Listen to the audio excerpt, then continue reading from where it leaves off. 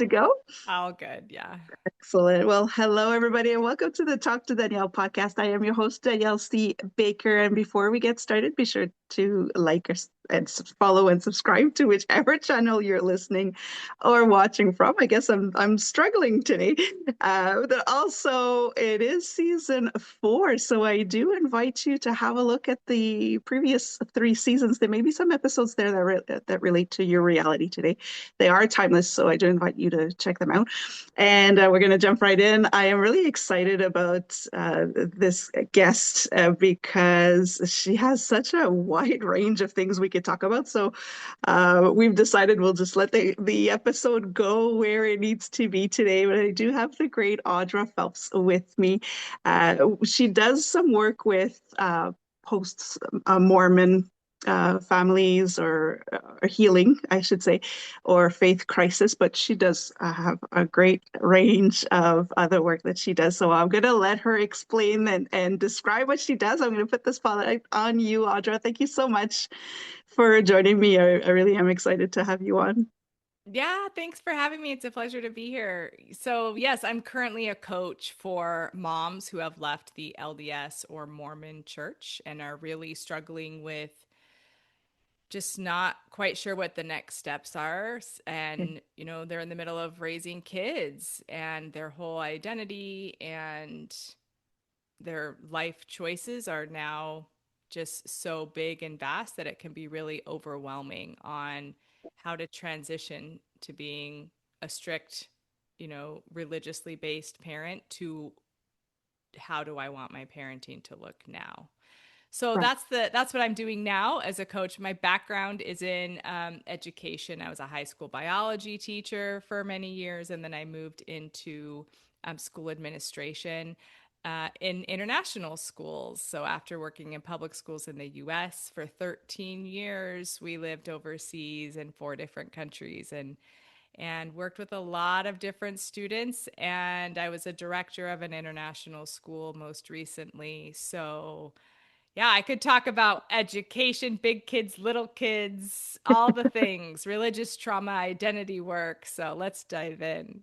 Let's dive in. There's so much that we could go on forever, but I like the idea of going into identity and how to rebuild if ever, because this is what I like about your work is it's transferable to any form of situation that you may go, any kind of huge obstacle or challenge or trauma that happens or detachment even that you could transfer over. So I like the idea of the school, though we could do a separate episode for that, just because it's such a hot topic as well as alternative ways for education for our children. More families are willing to travel as well now. So how do we look into that? So we'll have to we'll have to have you on again. But if we're talking about in your case, it was for faith crisis where you're just pulling away from a very structured, very strict way of life. And before we go on to how do we get the family or the children back into the world, I guess I can say, there is, I see it as grief. You are grieving this life that you had, this family that you had that is going to fall apart, this community that you had that was supporting you that is no longer there. So I guess my first thing is, can you talk to us a little bit about going through that grief, the guilt maybe as well, because now you've upset the family unit, and how to find yourself in all of that as well. It's a big question, but can you walk us through a little bit what that would look like for people that may be going through something similar? Yeah. So when you leave a high control religion, I mean, I think you described it very well. It's more than just walking away from a belief in God and where you went to church on Sunday. It Mm, really is very demanding of who you are, who you're going to be, how you're going to raise your kids. And a lot of that is dictated to you from the time you're a very small child, mhm, especially for women. And so, you talk about the faith deconstruction for many women, including myself, that takes many years. For me, that took 10 years to be able to deconstruct and decide I'm done. This is not who I am. But then the reconstruction part Right. is this is the part that is incredibly overwhelming because you don't have a model for it. And like you said, you're also big emotions of grief. And it's a Hmm. different kind of grief than the grief of the death of a loved one. Because Yes. many people, when they leave a high control group like the Mormon church or any other high control group, um, you, you lose family Yeah. and you lose your entire community, you lose your social structure. And the community, when you were in the church, was very supportive, and now it's not there. It's just gone. And many people, um, either their family members have completely cut them off, which is devastating, or the relationship is at least fundamentally changed. Hmm. So that person might still be in your life, or you're still interacting with this person, or you still see this person on a regular basis. But what you have learned is that there were conditions to your belonging in that family, for being Hmm. loved in that family, for being accepted in that family, and you no longer meet those conditions. So you're grieving the loss of family, the loss of loved ones, the loss of community, but then you're also grieving the loss of self. Yeah. Because, okay, I don't meet these conditions. I'm no longer, checking all the boxes to belong to this group, but I don't have my own checklist yet of what boxes I want to check, who I want to be, what my values are, what my beliefs are. And so it's a grief of relationships and a grief of self. And Yeah. that can be debilitating for a long time.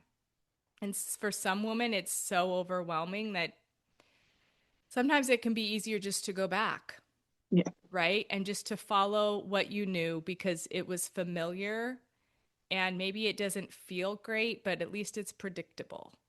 Hmm. Yeah. Yeah, and you touched on something so important there. And when I was saying it's transferable, the work that I do mostly now is in unsafe family environments or unsafe homes, and it's the same. It's just um, it sometimes it's just as terrifying to find yourself in all of this because you've lost yourself in this, or you weren't given the freedom to become who you are. Like you said in your cases, it starts from so young, right? That you're just told who you're supposed to be. And now you're sitting there going, now what? But it's not just for you, it's for everybody else that in your family. So yeah, that grief of self, because it's who am I now? And it's so easy to go back into the old pattern. I think I'd like to ask you about that, the reprogramming or Yeah. programming it the way that suits you better, because the work that I do is you can deprogram, but if you don't fill the void, then your subconscious mind just goes back to what's familiar. So you will end up going back into old patterns or searching Mm-hmm. for relationships, not necessarily intimate relationships, but friendships or business, even business partnerships. You'll fall back into characters that will keep you to not allow you to be yourself. So, how do you work? Let's go with that. What do you find works best in a reprogramming, filling yourself up with good stuff, so that you can then move on to your family and everywhere else. Yeah, yeah, that's a good question. I find with mothers especially, the primary motivation is their kids. Hmm. Their primary motivation is, I want to be the best mom, I want to raise my kids, to be successful.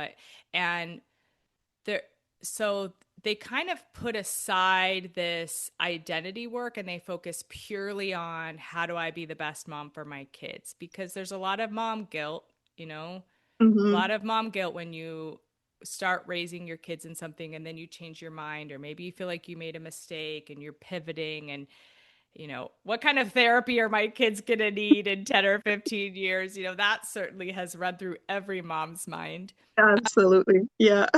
And so I find in the beginning, when women are many women are so unclear of the importance of identity, the Hmm. importance of creating their own identity. So in the beginning, it's all about what kind of a mom am I going to be, not what kind of a person am I.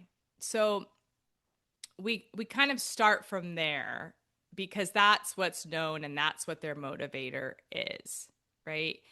Um, and then as we go a little bit further, they start to realize, oh, parenting is just a subset of who I am. Right. And then they're willing to do some more of the individual work that's centered just around them and not around their children and how to raise kids.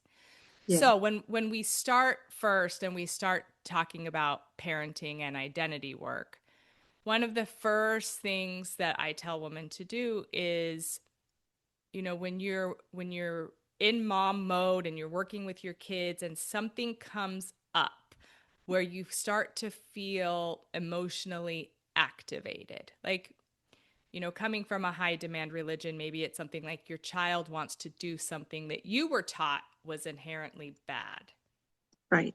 right? And your first well-worn pattern that hasn't been reprogrammed yet is like, no, that's wrong. That would make you a bad person if you did that. Right. So when you notice that, is like, stop, pause. And this can sometimes be the hardest part, is noticing it, because you're going to be in automatic mode, Hmm. right? You're going to That's right. you're going to be in automatic mode. You're not going to realize that you're just reacting and you're not choosing a response. Hmm. So this takes some work to slow down and have some self-awareness and then go, okay, there are very few decisions in life that have to be made right away. So I'm going to pause here and I'm going to dive in. So when you feel that activation, pause. And then when you pause, sit with it for a minute. Even if maybe in that moment you can't sit with it, but you can say, hey, I'll get back to you on this. Hey, can we talk about this in an hour or tomorrow or whatever, right? Yeah. And Yeah. then find a time to dive into that emotion and pay attention to where it feels in your body and how it feels in your body, because your Mm. subconscious is going to speak to you through your body first. And then start journaling. Journaling, I find to be so helpful all the time, but especially in the beginning, learning how to ask really good questions in a journal and name the emotion. What is the emotion I'm feeling? Usually it's some kind of fear, Yeah. fear that you're going to be a bad mom, fear that you're going to do something wrong, fear that your kid's going to do something wrong and it'll be your fault. And it's usually based on some kind of a definition that Hmm. was given to you of what a good mom is and what it means to have good kids, right? Yeah. So if you can start to go back to, okay, this is the emotion, it's feeling constrictive, which means there's a belief there that's not really aligning with me. But it's Hmm. there because it's popping up. So find out what the belief is. What is the belief that's giving you this constrictive feeling? And just, journal about it. What is it I think? Do I think this is going to make me a bad mom? What about this will make me a bad mom? Just really dive into it. And then once you find out what that belief is, that's a conditioned belief, then start poking holes in it, because your subconscious mind thinks that it's an absolute truth and it's always true all of the time. And so it's always looking for evidence of that belief to be confirmed. So start poking holes in it. Like, okay, when did I decide that that was my definition of a good mom?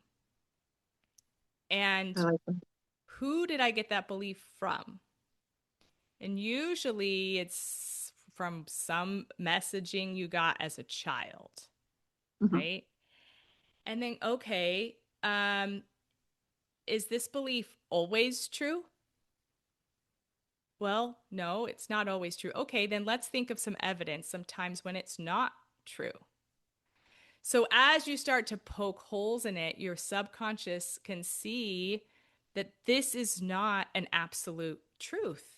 there are times when it's not true. So your subconscious can actually now start looking for evidence in your experience, in your environment, with your kids, with other families, that this is not always true. So it's going to Yeah. start bringing other things to your conscious awareness. And that can actually make you feel a little bit dizzy, to be honest, because you're like really actively rewiring because your brain's now looking for other things. Yeah. And then you can go, okay, so if that belief felt constrictive, what what belief do I want to have that feels expansive, that feels like I can take a deep breath? And kind of, Yeah. play with it a little bit and find a belief that really makes you feel like endless possibility and that your body feels light. So, that's not something you do just once. That's some real conscious work you've got to do over and over and over again. But that's the beginning. That's the process in a nutshell of like Yeah. how to uncover an old belief and then rewire a new belief and now start looking for evidence of that new belief. It's a very big muscle to work. So It yeah, is. you got to take it slow, one push up at a time type of One thing push where up at I mean, even in the beginning, if you just yeah, notice the activation, that's okay, huge already. that's enough for now. Yeah. That's enough for now. And now I'm aware that there's a belief there. Yeah. Okay. And then give it some time, sit with it. And then the next time you feel activated, maybe you're gonna sit with it and start asking questions. Right. This is Hmm. not something that can happen in like 5 minutes. Yeah. I love that. And it's not always going to be perfect from the, once you are aware of it, it's not going to be perfect. And that's what I like about your work too, is you really work on giving yourself grace. And it's, Yeah. it's okay. You're going to have moments where you may slip up or it may not turn out the way that you want to. So how do you work with your clients, or what would be your advice or your wisdom to say, let's look at the beauty in the mistakes that we're making. What can we, it's something we don't hear a lot about, seeing the beauty in mistakes. It's quite the opposite usually, but can you walk us through a little bit what that would look like if you catch yourself in a moment where you're not too proud Yeah. of how you reacted? How can we Yeah. work with that? Yeah. I love the way you put that, beauty in the mistakes, because there is beauty in the mistakes. And so you have to reframe it that way, right? Hmm. We have all done things that we regret. We have all raised our voices. We have all made decisions that we regretted with our kids. And then you're like, oh my gosh, I'm such a horrible person. I'm just not good enough. I've destroyed my kids. But in that moment, like own it. Yeah. It's okay, own it. Everybody makes mistakes. Talk to your child. Hey, let's do that again. And let's reframe this. Like honestly, what is that teaching your child when they see a mom that's not perfect, a mom that makes mistakes, but a mom that owns up to it and then comes to you and says, "Hey, let's redo that. I would like to apologize. How could we have done that better?" Well, if you have this belief that moms are perfect and never make a mistake, then what are you modeling to your child? You're Right. modeling to your child that mistakes are not acceptable, that perfectionism is the only path, Right. right? So reframe that a little bit and be like, man, I just set a great example for my kid on how to own up to mistakes and then talk about it and learn from it. That's amazing. So Yeah. if you reframe it, like what a great life lesson I just gave my child the experience for. And on the other side of that, when you own up to it and you talk to your child about it, your bond with them just got strengthened like 100-fold.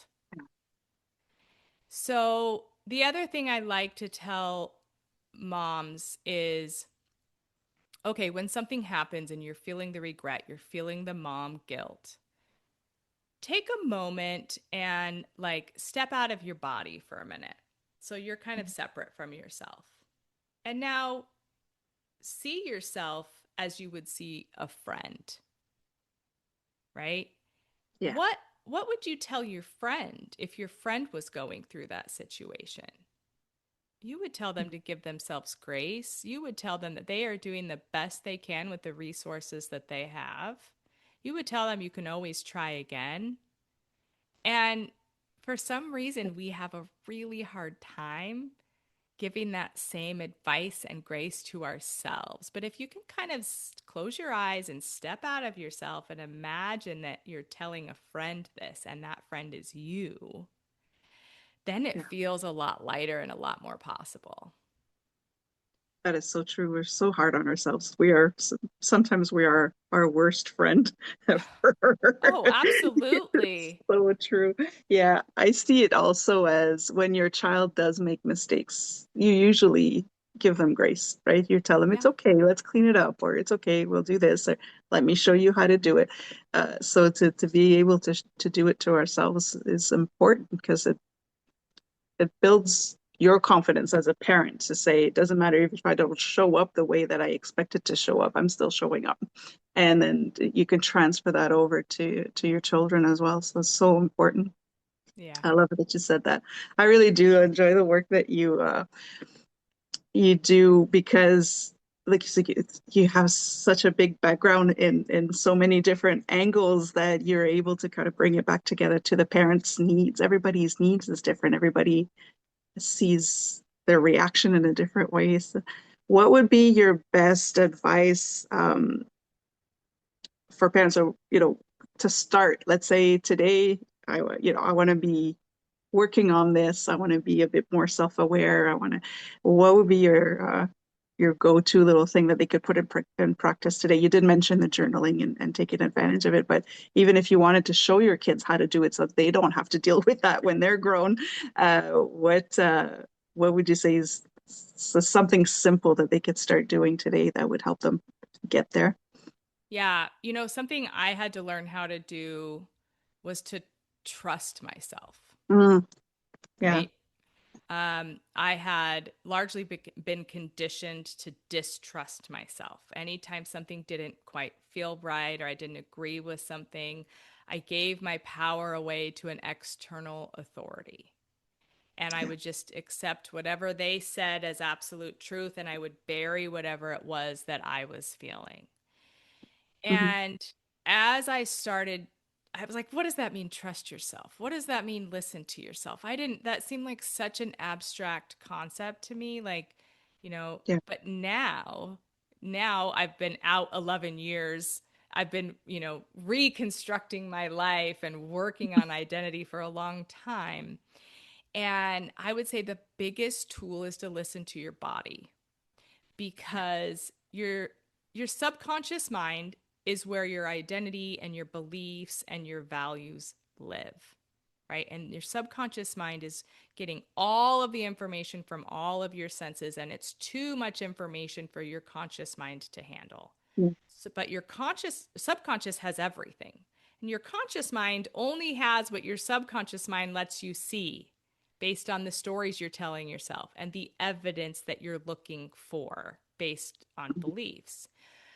But when you start to notice how things feel in your body, when you notice, like I mentioned before, like a constriction, right? That's your subconscious mind talking to you at the Mhm. identity and belief level through your body before your conscious mind has a chance to talk you out of it. But that can be a really hard thing to do because if you're out of practice. So I say Yeah. start really small. You know, there was a time in my early 40s, so not that long ago. But there was a time in my early 40s where I was making Thanksgiving dinner and I found myself really resentful in the kitchen because I was still living up to this perfectionism mindset that everything had to be perfect and everyone had to have what they wanted. And I was making apple pie and I was like, why am I making apple pie? I don't even like apple pie. Right. And then I was like, well, I'm making it because it's my husband's favorite. Okay, but he's never actually asked me to make it. I just felt like that was what I had to do to be a good wife and a good mom is just I provide everybody's wants before they even know their own, right? Right. And Right. then I stood there in the kitchen. I was like, well, dang it, I'm gonna make my favorite kind of pie. And then my mind was blank. I was like, I don't even know Yeah. what my favorite kind of pie is. So, when you start talking about identity work and tune into your body with what you want, that can be a really daunting thing for women and moms who have been giving themselves to their children for so long that they don't even know what kind of pie they like. You know, you ask them what they want for dinner at a restaurant and they'll say, I don't know, what are you having? Yes. That's exactly what I was thinking about when you were saying that, because that's something I've been through it. I've had picky eaters and very odd things I don't eat because of this, this, and this. That at this, I just was like, "Okay, let's just go eat wherever it's easier for everybody." And then when I got out of that, it was just like, well, let's go out for dinner. Okay, where do you want to go? I didn't even know what my You don't favorite know. restaurant was anymore. I didn't even, yeah, it, Yeah, it's, it's a shock when you realize I don't even know what my favorite pie is anymore. I right? don't even know what kind of food I like. It's Yeah, so straight. It just sneaks up on you like that. And when you it step out of does. it, that's when you kind of It beat yourself up does. for it. Mm-hmm.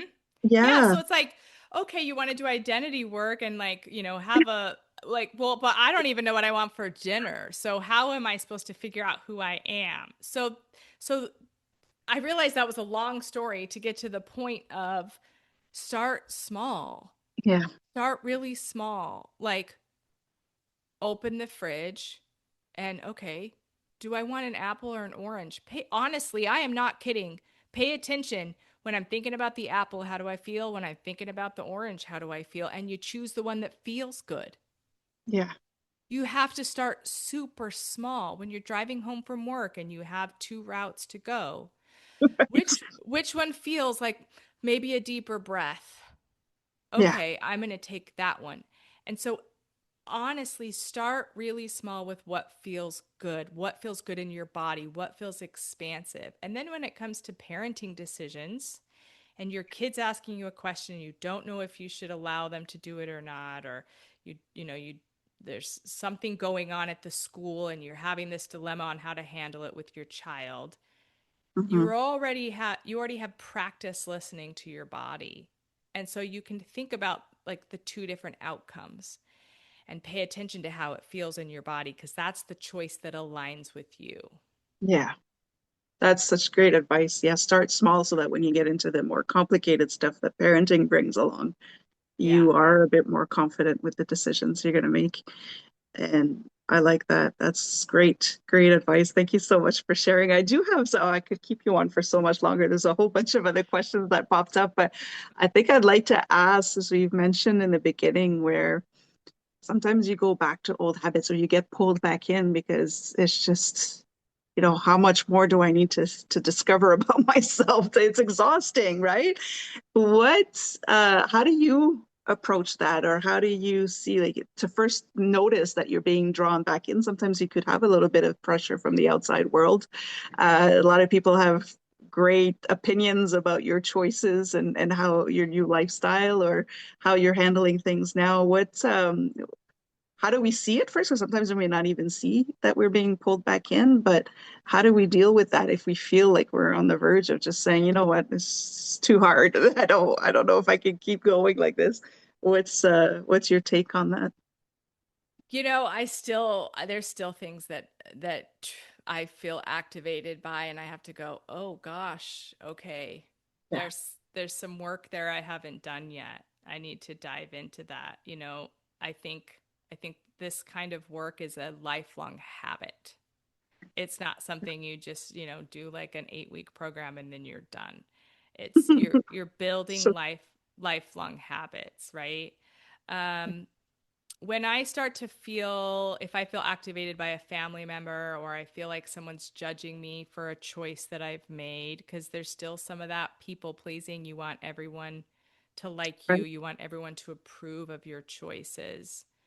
Um, that's the time to pause and to pay attention to my emotions, right? Hmm. And one of the things that I teach women in the beginning is this emotional scale. So if you have like anger and hopelessness at the bottom, and then you have like peace and joy at the top.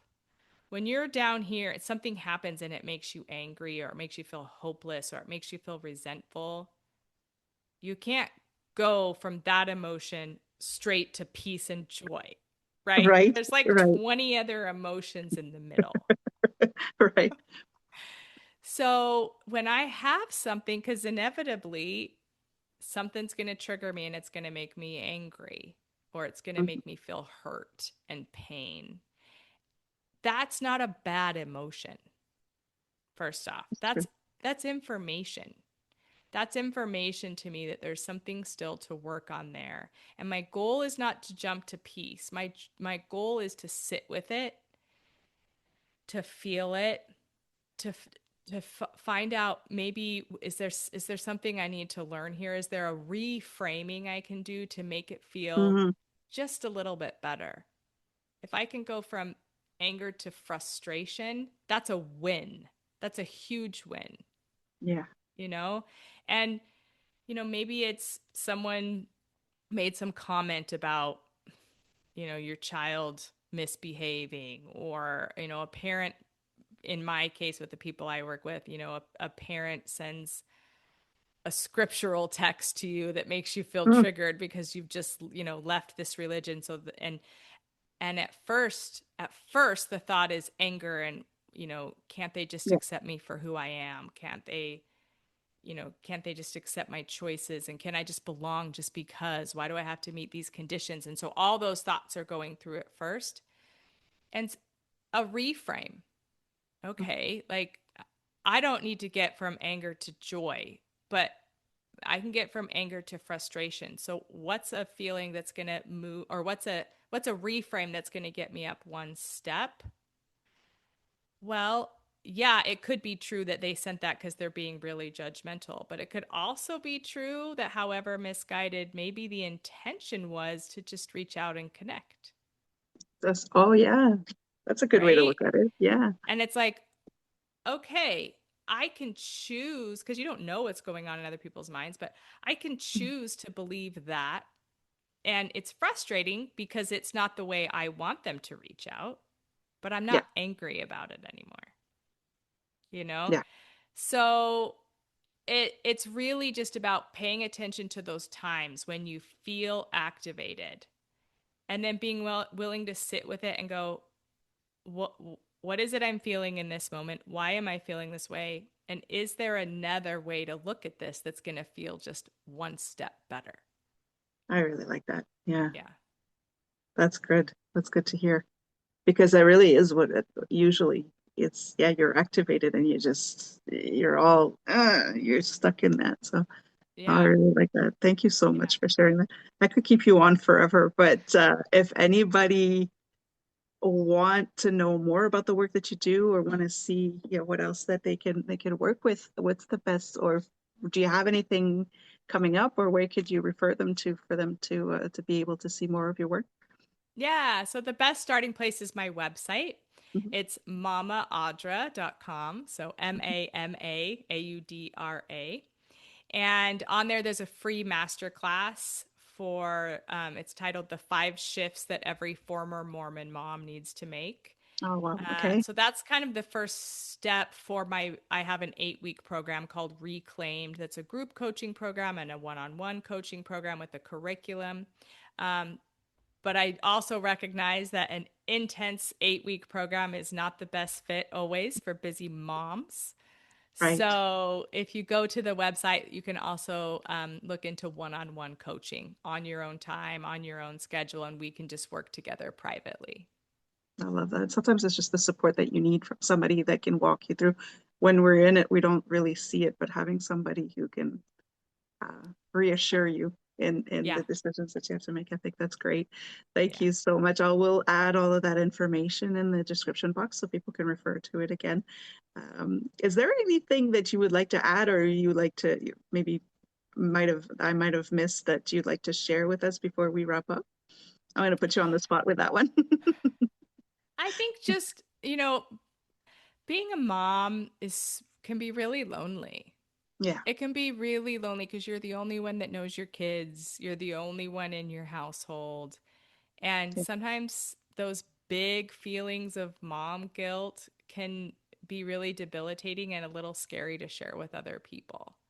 yeah, So I would just say you're definitely not alone. Those feelings that you're feeling, I can guarantee you every other mom has felt them at some point.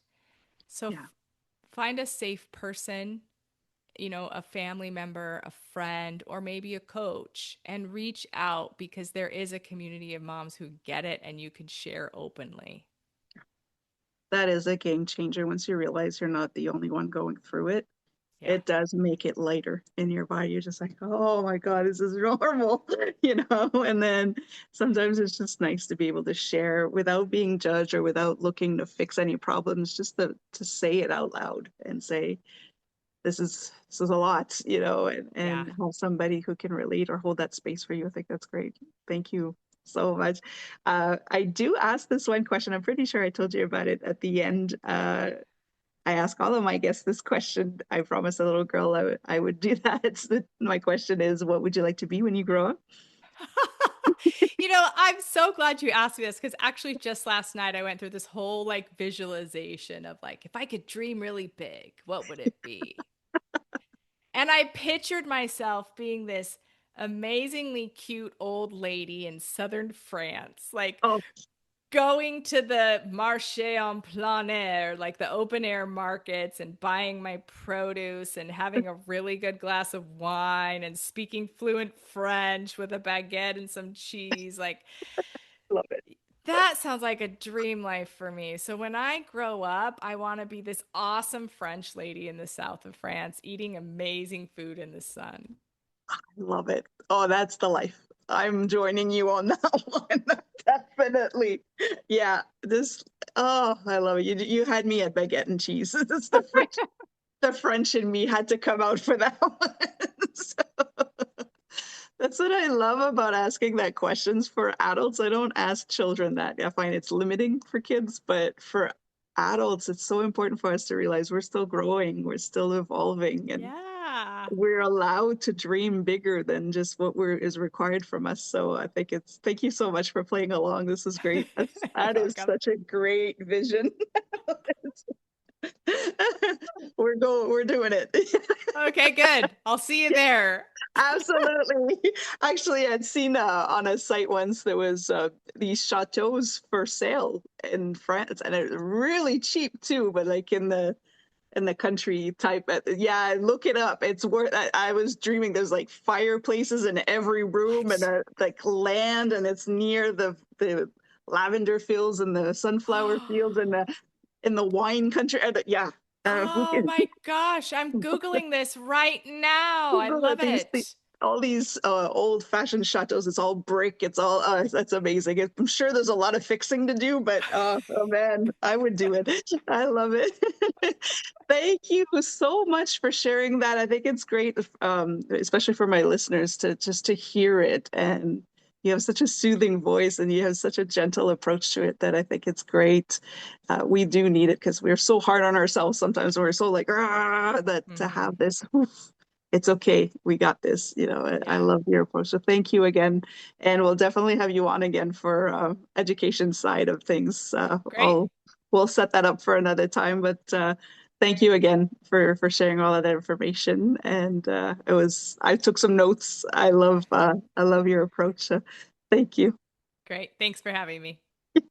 And for everybody listening and watching, don't forget to like, follow, and subscribe to whichever channel you're listening or watching from. Don't forget to go check out Audra's website as well to see what maybe she can help you with some of the things that you're going through. And until next time, stay safe, stay awesome, and we'll talk soon.